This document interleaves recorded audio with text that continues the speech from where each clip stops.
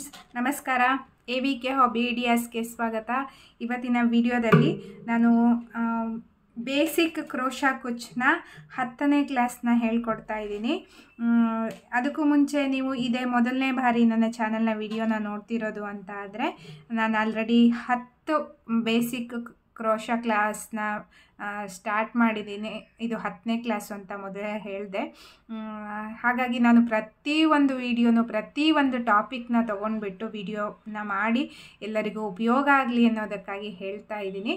ನೀವು ಹಾಗಾಗಿ ಇನ್ನೂ ನನ್ನ ಚಾನಲ್ಗೆ ಸಬ್ಸ್ಕ್ರೈಬ್ ಆಗಿಲ್ಲ ಅಂದರೆ ಸಬ್ಸ್ಕ್ರೈಬ್ ಮಾಡ್ಕೊಂಬಿಡಿ ಇವಾಗೇ. ಮತ್ತು ನೀವು ಬೆಲ್ ಬಟನ್ನ ಕ್ಲಿಕ್ ಮಾಡಿದರೆ ನನ್ನ ಪ್ರತಿಯೊಂದು ವಿಡಿಯೋದ ನೋಟಿಫಿಕೇಷನ್ ನಿಮಗೆ ಬರುತ್ತೆ. ಆಗ ಎಲ್ಲರಿಗಿಂತ ಮುಂಚಿತವಾಗಿ ವಿಡಿಯೋ ನೋಡೋದಕ್ಕೆ ಸಹಾಯ ಆಗುತ್ತೆ. ಬನ್ನಿ ಫ್ರೆಂಡ್ಸ್, ಇವತ್ತಿನ ವಿಡಿಯೋದಲ್ಲಿ ಬೇಸಿಕ್ 10ನೇ ಕ್ಲಾಸ್ನ ಡಿಸೈನ್ ಯಾವುದು, ಹೇಗೆ ಹಾಕೋದು ಅಂತ ಕಲಿಯೋಣವಾ? ನೋಡಿ, ನಾನು ದಾರನ ರೆಡಿ ಮಾಡ್ಕೊಂಡಿದ್ದೀನಿ. ಈಗ ಬೀಡ್ಸ್ ತೊಗೊಂಡಿದ್ದೀನಿ, ಕ್ರೋಶಾ ತೊಗೊಂಡಿದ್ದೀನಿ. ಇದು ಎಲ್ಲದರ ಕ್ರೋಶಾ ಮತ್ತು ಈ ದಾರದ ರೆಡಿ ಮಾಡ್ಕೋಬೇಕಾದ ವಿಡಿಯೋ ಎಲ್ಲವನ್ನೂ ನಾನು ಆಲ್ರೆಡಿ ಅಪ್ಲೋಡ್ ಮಾಡಿದ್ದೀನಿ. ನಿಮಗೆ ಮೇಲ್ಗಡೆ ಐ ಬಟನ್ನಲ್ಲೂ ಅದರ ಲಿಂಕ್ ಬರ್ತಾ ಇದೆ. ಮತ್ತು ನನ್ನ ಚಾನಲ್ಗೂ ಹೋಗಿ ನೀವು ಪ್ಲೇ ಲಿಸ್ಟಲ್ಲಿ ಚೆಕ್ ಮಾಡಿದರೆ ಬೇಸಿಕ್ ಕ್ರೋಶಾ ಕುಚ್ಚು ಕ್ಲಾಸ್ ಅಂತ ಬರುತ್ತೆ. ದಾರನ ಹೇಗೆ ಹಿಡ್ಕೋಬೇಕು ಅನ್ನೋ ಇನ್ಫಾರ್ಮೇಷನ್ ಸಮೇತ ನಾನು ಹಾಕಿದ್ದೀನಿ ಫ್ರೆಂಡ್ಸ್. ಇವಾಗ ಬನ್ನಿ ಡಿಸೈನ್ನ ಸ್ಟಾರ್ಟ್ ಮಾಡೋಣ. ನೋಡಿ, ಫಸ್ಟು ಕಲಿಬೇಕಿದ್ರೆ ಯಾವತ್ತು ಈ ಥರ ಒಂದು ಫಾಲ್ಗೆ ನೀವು ಸ್ಟಾರ್ಟ್ ಮಾಡಬೇಕಾಗತ್ತೆ. ನೋಡಿ, ಹೀಗೆ ಇಟ್ಕೊಂಡ್ಬಿಟ್ಟು ಕ್ರೋಶಾನ ತಗೊಂಡಿದ್ದೀನಿ.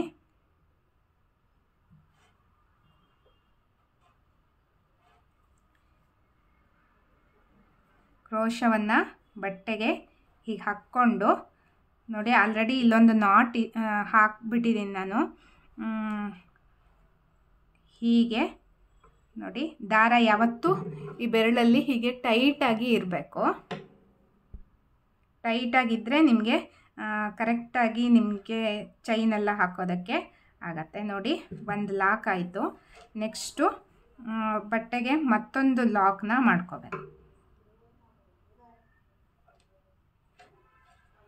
ಹೀಗೆ ಹಾಕೋದ್ರಿಂದ ನಮಗೆ ಒಳ್ಳೆ ಟೈಟಾಗಿ ಗ್ರಿಪ್ ಬರುತ್ತೆ.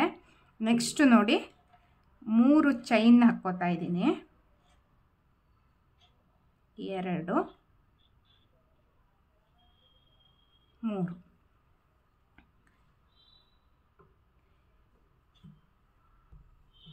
ನೋಡಿ, 3 ಚೈನ್ ಆದಮೇಲೆ ಇದು ಹೀಗೆ ಇಲ್ಲಿವರೆಗೆ ಬರುತ್ತೆ. ಕರೆಕ್ಟಾಗಿ ನೋಡಿಕೊಂಡು ಲಾಕ್ ಮಾಡ್ಕೋಬೇಕು.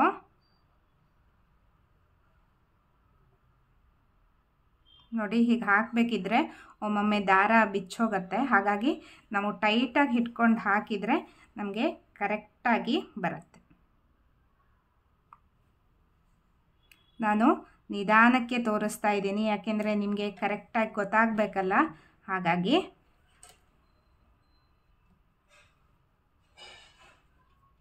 ನೋಡಿ, ಹೀಗಿಲ್ಲಿ 2 ಲೂಪ್ ಬಂತು. ಇದನ್ನು ಸಿಂಗಲ್ ಲೂಪ್ಗೆ ಹಾಕ್ಕೋಬೇಕು. ನೋಡಿ, ಹೀಗೆ ಚೈನ್ ಹಾಕಿರೋದು ಇದೆ. ನಂತರ ಇದನ್ನು ಸ್ವಲ್ಪ ದೊಡ್ಡ ಮಾಡ್ಕೋಬೇಕು.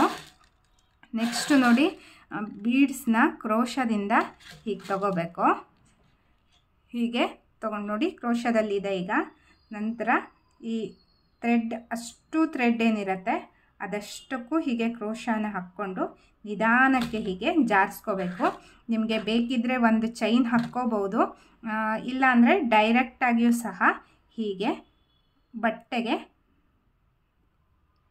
ಲಾಕ್ ಹಾಕ್ಕೋಬೇಕು.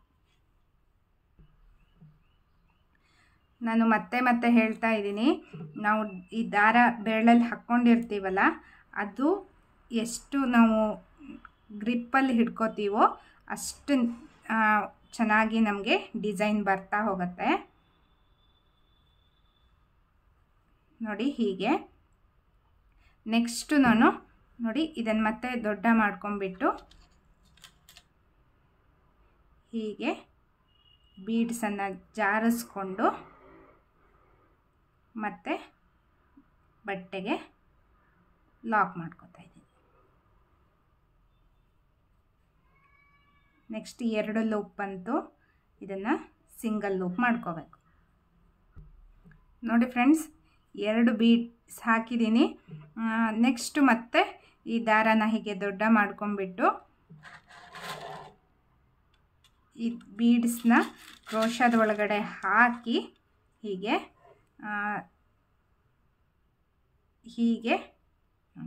ಜಾರಿಸ್ಕೊತಾ ಇದ್ದೀನಿ. ನಿಮಗೆ ನೋಡಿ, ನಾನು ಕ್ರೋಶ ಹೇಗೆ ಹಿಡ್ಕೋಬೇಕು ಅನ್ನೋದು ಸಹ ಮಾಹಿತಿ ಕೊಟ್ಟಿದ್ದೀನಿ.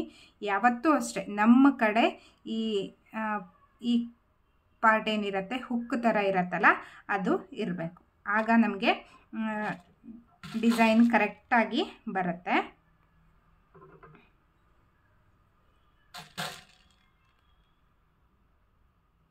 ನೋಡಿ, ಈಗ 3 ಬೀಡ್ಸ್ ಹಾಕಿದ್ದೀನಿ.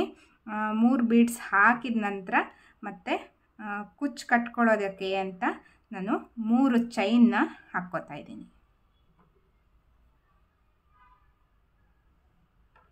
ತುಂಬ ಜನ ಕೇಳ್ತಿದ್ರು, ನೆಕ್ಸ್ಟ್ ಅಪ್ಲೋಡ್ ಮಾಡಿ, ನೆಕ್ಸ್ಟ್ 10ನೇ ಕ್ಲಾಸ್ನ ಅಂತೆಲ್ಲ ಕೇಳ್ತಿದ್ರು. ಸಾರಿ ಫ್ರೆಂಡ್ಸ್, ನಾನು ತುಂಬ ದಿನ ಡಿಲೇ ಮಾಡಿಬಿಟ್ಟೆ. ಯಾಕೆಂದರೆ ನಂಗೆ ಬೇರೆ ಬೇರೆ ವೀಡಿಯೋಗಳನ್ನು ಮಾಡ್ತಾ ಇದನ್ನು ವಿಡಿಯೋ ಮಾಡೋದಕ್ಕೆ ಆಗಲಿಲ್ಲ ನನಗೆ. ನೋಡಿ, 3 ಚೈನ್ ಆದಮೇಲೆ ಹೀಗೆ ಇಲ್ಲಿವರೆಗೆ ಬರುತ್ತೆ ಅಂತ ಚೆಕ್ ಮಾಡಿಕೊಂಡು ನಾನಿಲ್ಲಿ ಮತ್ತೆ ಬಟ್ಟೆಗೆ ಲಾಕ್ ಮಾಡಿಕೊಂಡು